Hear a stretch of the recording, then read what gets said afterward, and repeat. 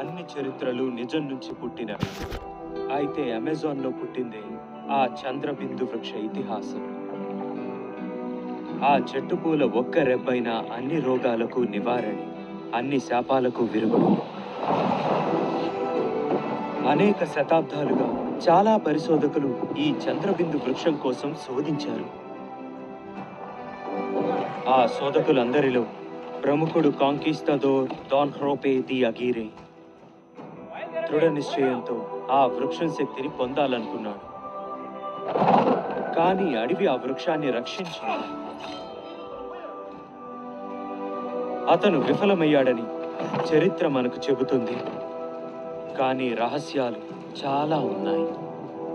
అతను వృక్ష రక్షకులకు దొరికినప్పుడు అతనికి మళ్లీ ప్రాణం పోశారు.